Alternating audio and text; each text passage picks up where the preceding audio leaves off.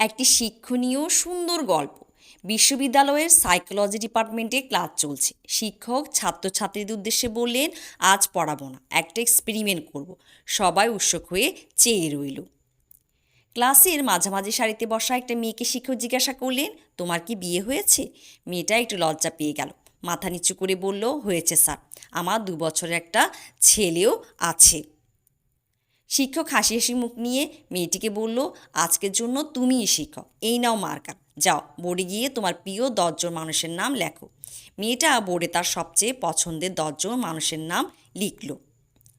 শিক্ষক বললেন, এরা কারা? ডান পাশে তাদের পরিচয় লেখো। মেয়েটি তাই করল।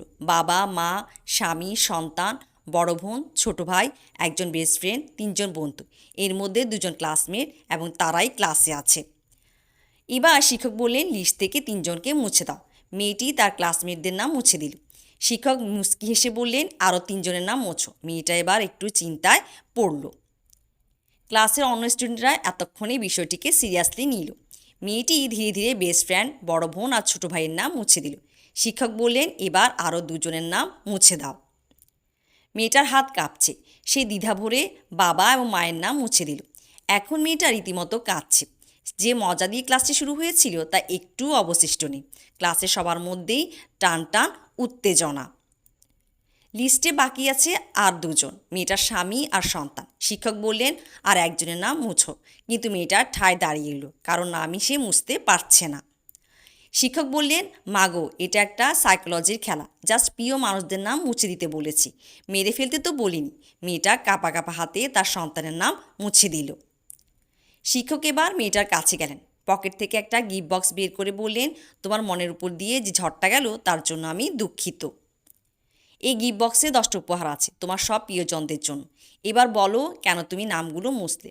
মেয়েটা বলল, প্রথমে বন্ধুদের নাম মুছে দিলাম, তবু আমার কাছে পরিবারের সবাই আর বেস্ট ফ্রেন্ড থাকলো।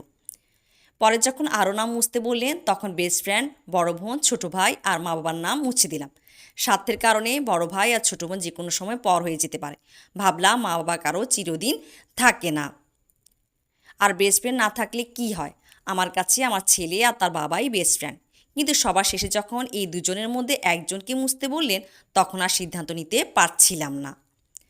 পরে ভেবে দেখলাম, সন্তানের বাবা ও সন্তান 2জনকেই আমি অনেক ভালোবাসি, কিন্তু স্বামী বর্তমানে আমার জীবনের সবচেয়ে প্রয়োজনীয় ও কাছের মানুষ, তাই আমাকে সন্তানের নাম মুছতে হলো। গল্পের নৈতিক শিক্ষা। পৃথিবীতে আমাদের বাস্তবতাকে আগে মেনে নিতে হয়। যতই আমরা আদর, ভালোবাসা আর বন্ধুত্বের কথা বলি, স্বার্থ প্রয়োজনীয়তাকে আমাদের আগেই প্রাধান্য দিতে হয়।